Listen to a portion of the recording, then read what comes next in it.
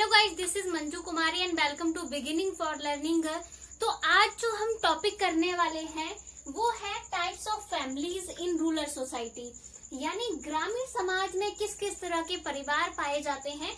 आज हम उस बारे में डिस्कस करेंगे। तो सबसे पहले जो है वो हम जिस बेस पर हम परिवार के बारे में बात करने वाले हैं, तो हम यहाँ बात करेंगे। सबसे जो हमारा पहला प्रकार है ऑन द बेसिस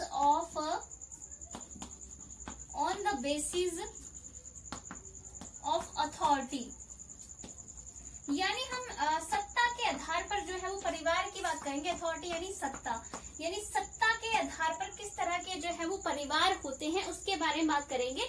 इस तरह से ही जैसे मैंने अभी ये पहला जो है वो आधार बताया है, वैसे ही हम अलग अलग आधार के अनुसार जो परिवार होते हैं ग्रामीण समाज में, उसके बारे में हम बात करेंगे। ग्रामीण समाज क्या होता है, उसकी क्या विशेषताएं होती हैं, इससे रिलेटेड वीडियो मैं पहले ही बना चुकी हूँ। उसका जो लिंक है मैं डिस्क्रिप्शन बॉक्स में डाल दूंगी, तो आप पहले वो वाला वीडियो देखें तो आपका जो कंसेप्ट है वो क्लियर होगा। जब आपको समझ आएगा कि रूरल सोसाइटी क्या होती है, तब आप उसकी जो फैमिलीज है रूरल सोसाइटी में, जो परिवार हैं, उसके बारे में अच्छे से समझ पाओगे। ठीक है, तो हमारा जो पहला आधार है ग्रामीण समाज में परिवार का, वो है अथॉरिटी यानी सत्ता। ठीक है, तो सत्ता के आधार पर जो ग्रामीण समाज होता है वहाँ दो प्रकार के परिवार पाए जाते हैं। एक होता है पैट्रियोटिक को जो है वो हम पैट्रियार्कल लिखेंगे। पैट्रियार्कल फैमिली होती है, वैसे ही यहाँ मैट्रियोटिक को मैट्रियार्कल फैमिलीज।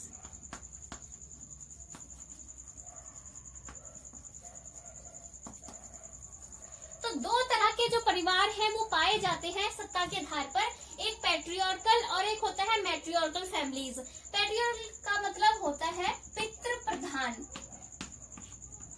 प्रधान समाज या परिवार। ठीक है, पितृ प्रधान। और मैट्रियार्कल का मतलब होता है मातृ प्रधान। अब मैं एक एक करके इनको समझाऊंगी आपको कि क्या होते हैं ये।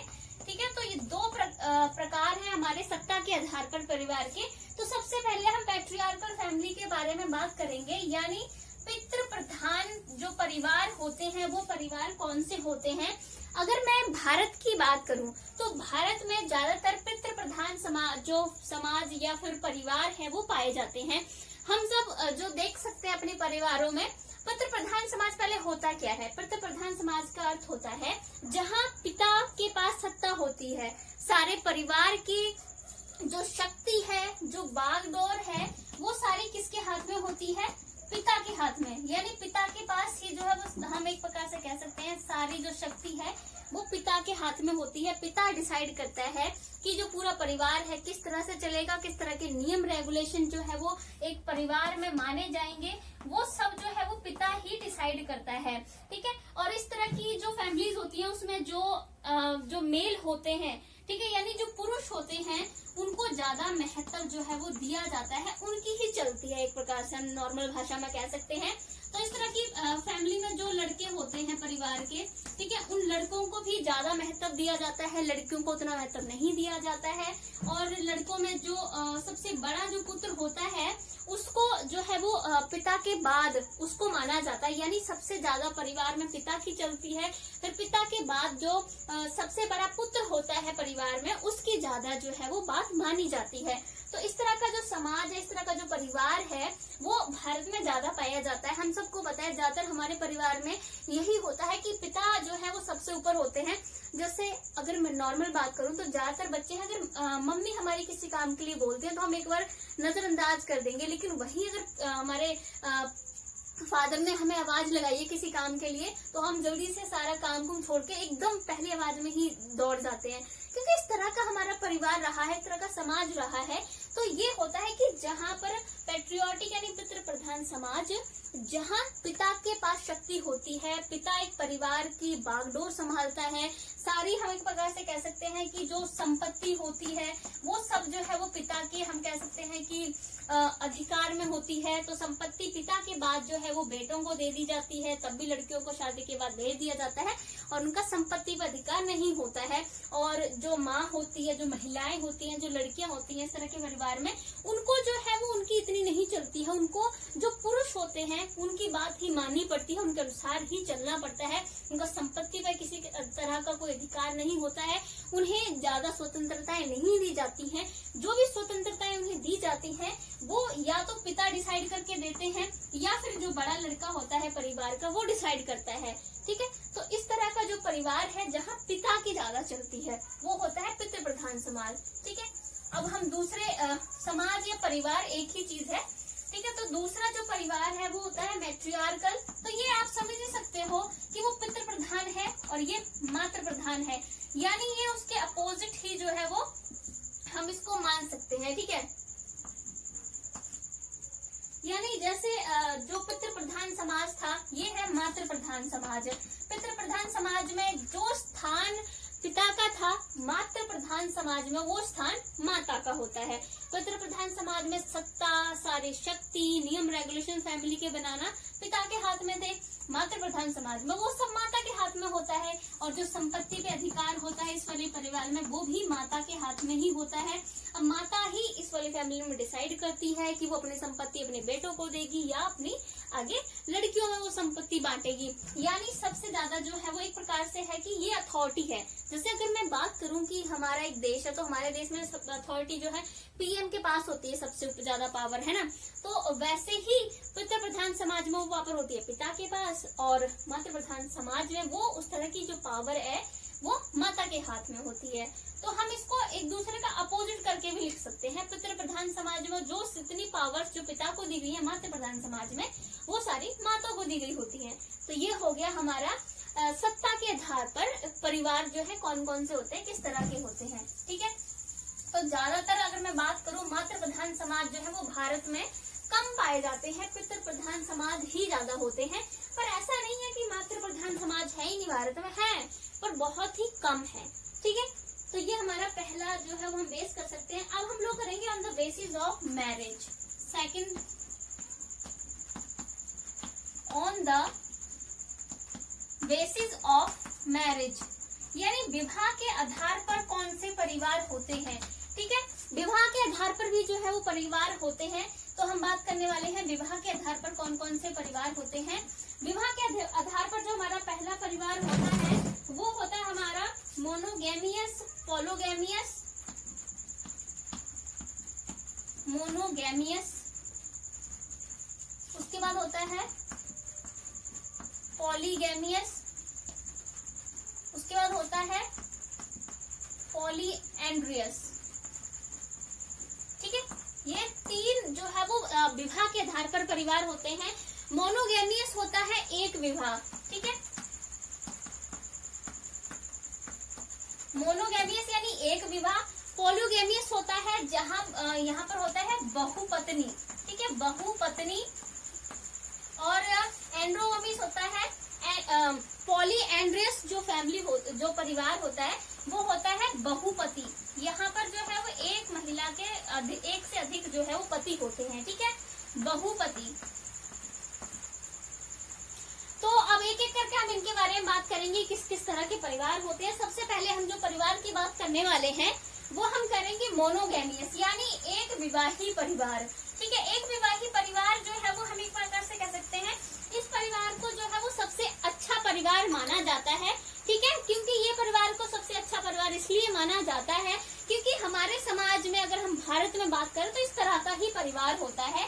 एक विवाह परिवार में क्या होता है कि जो महिला होती है, एक महिला और एक पुरुष, ठीक है, एक महिला और एक पुरुष जो है वो आपस में शादी करते हैं। ठीक है, इस तरह के परिवार जो है वो ये होते हैं।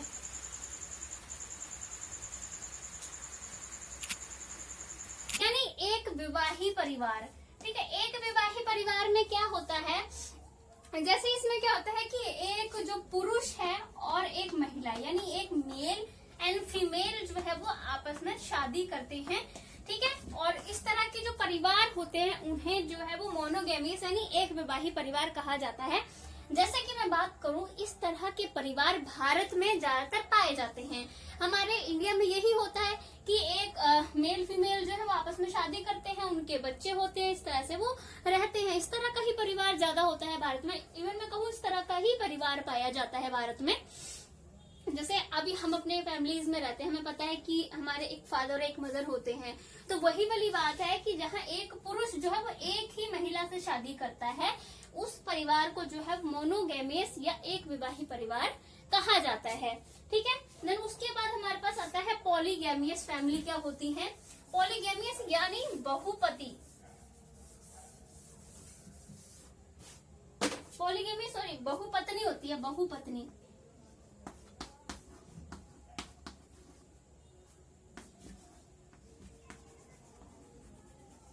पॉलीगैमियस यानी बहुपत्नी, बहुपत्नी परिवार। बहुपत्नी परिवार जो कि इसके नाम से ही जो है वो हम कह सकते हैं कि पता लग जा रहा है हमें, जहां पर एक पुरुष की जो है वो कई पत्नियां हों। ठीक है। एक पुरुष की जो है वो कई पत्नियां, हो सकता है उसकी 2 पत्नियां हो, 3 पत्नियां भी जो है उसकी हो सकती हैं। तो ऐसे परिवार को जो है पॉलीगैमियस यानी बहुपत्नी परिवार कहा जाता है। ठीक है। जैसे अगर मैं बात करूं तो जो हमारा मुस्लिम समाज होता है, मुस्लिम समाज में होता है कि जो मुस्लिम पुरुष हैं वो 3 शादियां कर सकते हैं, तो उनका परिवार जो है पॉलीगैमियस जो फैमिली होती है उसमें आता है।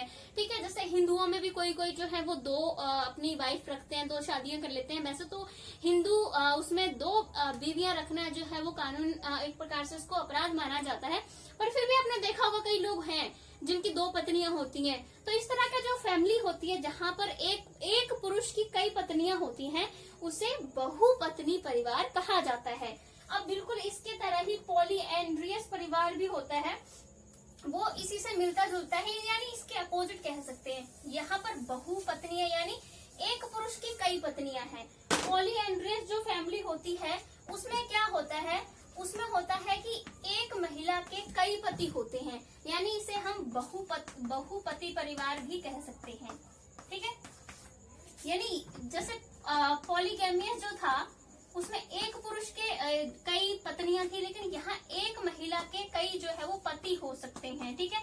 इस तरह के परिवार को जो है वो पॉलीएंड्रियस फैमिली यानी बहुपति परिवार जो है वो कहा जाता है। जैसे आपको पता है कि महाभारत का जो उदाहरण है वो बहुत ही रिलेटेबल एग्जाम्पल है, इस चीज से संबंधित है। महाभारत में आपको पता है कि द्रौपदी के जो है वो 5 पति थे।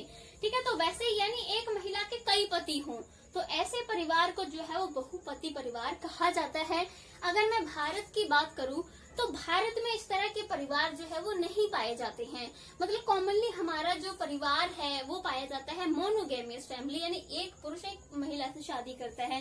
ठीक है। लेकिन कई कई केस में पॉलीगैमियस फैमिलीज भी आ जाती हैं, यानी एक पुरुष की 1 से ज्यादा पत्नियां, बट एक महिला के 1 से ज्यादा पति। इस तरह का जो परिवार है हमारे समाज में नहीं माना जाता है और एक्सेप्टेबल भी नहीं हमारी सोसाइटी के अकॉर्डिंग। सोसाइटी की भी नियम रेगुलेशंस बहुत अजीब होते हैं। चलो उस पर हम बाद में बात करेंगे। तो ये है हमारे फैमिलीज, यानी जो हमारे जो परिवार हैं वो मैरिज के आधार पर किस तरह के परिवार होते हैं ग्रामीण समाज में। ठीक है। वो हमने डिस्कस किया। अब हम अगले आधार पे बात करेंगे। ये हमने 2 आधार पे बात कर ली। अब हम नोमेनक्लेचर यानी वंश के आधार पर बात करेंगे। थर्ड जो हमारा बेस आता है, on the base of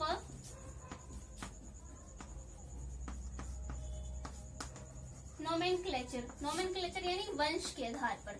अब वंश के आधार पर जो है वो परिवार के कितने प्रकार होते हैं? वंश के आधार पर परिवार के जो है वो 3 प्रकार का परिवार जो है वंश के आधार पर होता है। पहला होता है पैट्रिलिनियल, 3 होते हैं। ठीक है। पैट्रिलिनियल, यहाँ पर आई आएगा। पैट्रिलिनियल को उसके बाद होता है वैसे ही इसका मैट्रिलिनियल। इसको मैं हिंदी में भी साथ में ही इसका नाम लिख देती हूँ।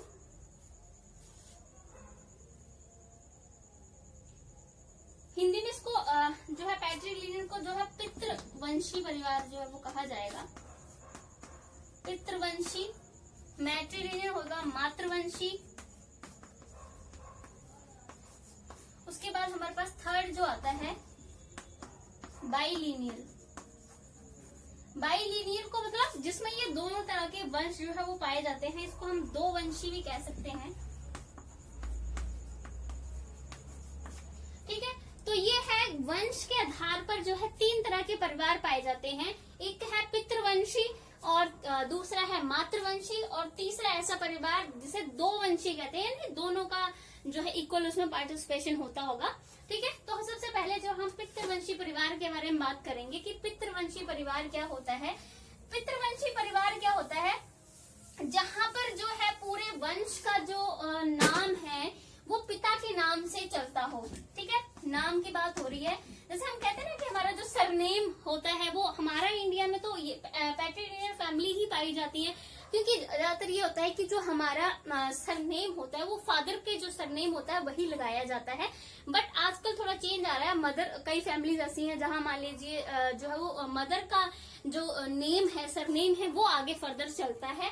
जैसे तो हमारे यहाँ मेनली तो पितृवंशी परिवार ही पाया जाता है। हमारा सरनेम होता है, जैसे मान लीजिए हमारा ज्यादातर ये भी होता है कि जो पिता का सरनेम है वही सरनेम जो है सब बच्चों के नाम के पीछे लगेगा। और इवन जो उनकी जो हमारी माता का सरनेम होता है वो एक शादी के बाद एक प्रकार से हम कह सकते हैं कि वो उसे छोड़ के आती हैं। शादी के बाद जो हस्बैंड का सरनेम होता है वही उनके पीछे नाम के जो है वो लगता है। उनका सरनेम जो है वो पिता जो उनके पति का सरनेम है उसके द्वारा उनको जाना जाता है। तो यानी एक ऐसा वंश, ठीक है, एक ऐसा परिवार जो पिता के नाम से जाना जाता हो उसे हम पितृवंशी परिवार कह सकते हैं। उसके बाद अगर हम दूसरे परिवार की बात करें, मातृवंशी, मैट्रिलिनियल। मैट्रिलिनियल क्या होता है, जहां पर जो है वो परिवार का नाम जो है वो परिवार को माता के नाम से जाना जाता हो उसे जो है वो हम मातृवंशी परिवार जो है वो कहेंगे।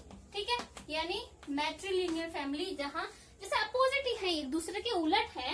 पितृवंशी में परिवार को पिता के नाम से जाना जाता है और मातृवंशी परिवार में परिवार को माता के नाम से जाना जाता है। ठीक है, बाइलिनियल में होता है कि दोनों का नाम, सरनेम जो है वो लग सकता है। दो वंशी परिवार में कोई ऐसा नहीं होता है कि भी पिता का ही लगेगा, दोनों का कॉमन जो है वो लग सकता है। उसे जो हम कहते हैं द्विवंशीय परिवार जो वो हम कह सकते हैं। ठीक है, मतलब दोनों का जो है बाइलिनियल में होता है कि दोनों का नाम चलता है। ठीक है, पितृवंश में सिर्फ पिता का नाम चलेगा, मातृवंश में सिर्फ माता का नाम चलता है। बट बाइलिनियल यानी दो वंशी परिवार में दोनों का सरनेम, दोनों का नाम चलता है। ठीक है, देन उसके बाद नेक्स्ट जो हमारा टाइप है on the basis of residence, यानी रहने के स्थान के आधार पर किस किस तरह की फैमिली जो है वो पाई जाती हैं, उसके बारे में हम डिस्कस करेंगे।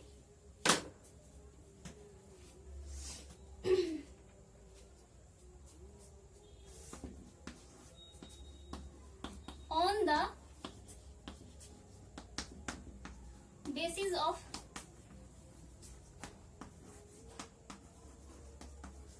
रेजिडेंस, यानी यहाँ रेजिडेंस का मतलब कि निवास स्थान जो हम कह सकते हैं इसको, निवास स्थान के आधार पर जो है वो कितने तरह के परिवार हैं। निवास स्थान के आधार पर भी तीन तरह के परिवार जो है वो पाए जाते हैं। एक होता है पैट्रीलोकल, मैट्रीलोकल एंड नियोलोकल।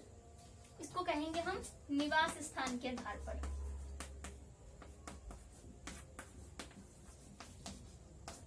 रेजिडेंट के आधार पर। ठीक है, पैट्रीलोकल, मैट्रीलोकल एंड नियोलोकल।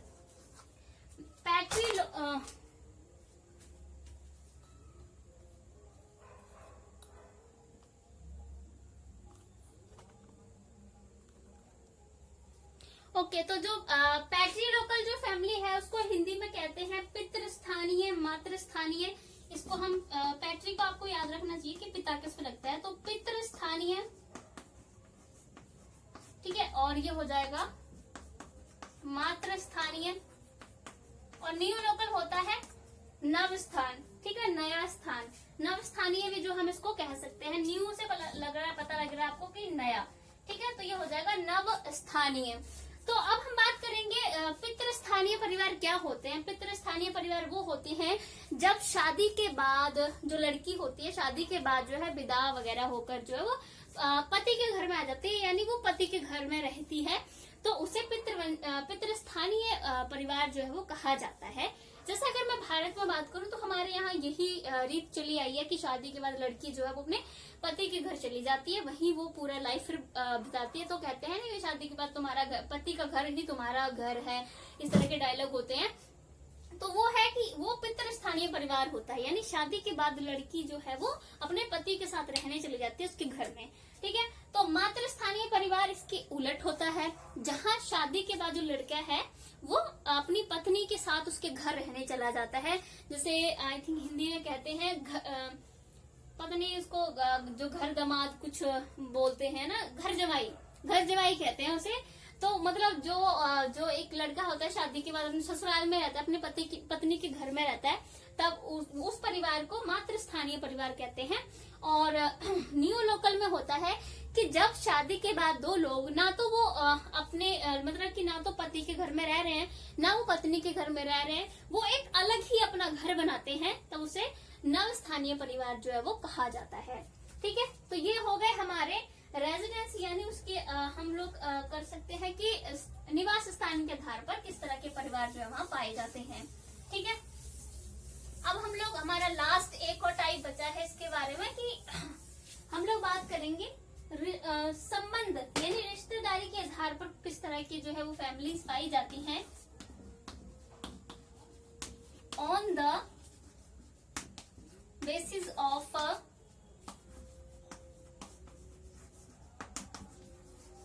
रिलेटिव्स, यानी रिश्तेदारी, रिलेटिव्स को रिश्तेदारी हिंदी में भी लिख देती हूँ मैं।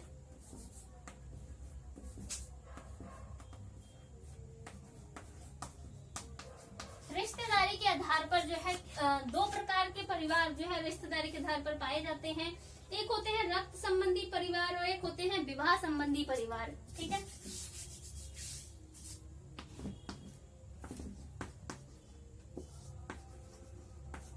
रक्त संबंधी और एक होते हैं विवाह संबंधी। तो विवाह संबंधी परिवार और रक्त संबंधी परिवार क्या होते हैं, जहां पर ये होता है कि रक्त संबंधी परिवार जो होते हैं उसमें क्या होता है कि मतलब एक प्रकार से हम लोग कह सकते हैं कि जो रक्त संबंधी परिवार होते हैं जहां एक खून से रिलेटेड जो लोग रहते हैं, जैसे मान लीजिए कि जैसे चाचा ताया सारे मिलकर एक साथ रह रहे हैं, मतलब एक प्रकार से हम कभी कभी ऐसा भी होता है ना, रक्त संबंधी परिवार में ऐसा होता है कि शादी के बाद लड़की भी जो है वो अपने घर में ही रह रही है, शादी के बाद भी पति के घर नहीं गई, और जहाँ जो लड़का है वो भी शादी के बाद अपने घर में ही रह रहा है। तो इस तरह का जो परिवार होता है वो रक्त संबंधी होता है, यानी एक ही खून से संबंधित जो लोग हैं वो उसी परिवार में रह रहे हैं, ठीक है। विवाह संबंधी परिवार होते हैं जो शादी के बाद बनते हैं, ठीक है। जैसे फॉर एग्जाम्पल कि जो कोई लड़की है शादी करके अपने ससुराल में जाती है तो उसका जो है परिवार अब जो बना है वो विवाह संबंधी परिवार बना है। जैसे हम अपनी फैमिलीज की बात करें तो हमारा जो परिवार है सबका वो विवाह संबंधी ही है, विवाह के बाद ही एक नया परिवार बना, ठीक है। फिर जैसे हमारे अगर हम बात करें हमारे फादर, जब उनकी शादी नहीं हुई है ना तो वो अकेले थे, बट शादी के बाद जो है था उनका कोई एक प्रकार से अलग उनकी फैमिली थी, बट शादी के बाद हमारे फादर और हमारी मदर फिर हम सब मिलकर जो है वो एक परिवार बन गया पूरा, यानी वो परिवार जो है शादी की वजह से बना, ठीक है, यानी विवाह संबंधी परिवार हुआ। तो विवाह संबंधी जो परिवार हैं वो तलाक के द्वारा टूट भी सकते हैं, ठीक है। विवाह संबंधी परिवार में तलाक होगा तो जो परिवार है वो टूट सकता है। आपने देखा है कितने कितने बड़े बड़े लोगों का जो तलाक हो चुका है, तो उनका जो फैमिली जो बनी हुई है वो टूट गई। तलाक के बाद बच्चे भी इधर उधर रहते हैं कि पिता के साथ रहेंगे या माता के साथ रहेंगे, तो विवाह संबंधी परिवार टूट सकते हैं, बट रक्त संबंधी परिवार जो है वो कभी नहीं टूटते। क्योंकि अगर जैसे मान लीजिए आप अपने माता पिता से जो है वो कितना भी दूर हो जाओ, उनके साथ मत रहो, बट आपका जो खून का रिश्ता है वो कभी नहीं टूटेगा, ठीक है। बट तलाक हो जाता है विवाह संबंधी परिवार में, तो तलाक के बाद वो किसी और से शादी कर लेते हैं, है ना।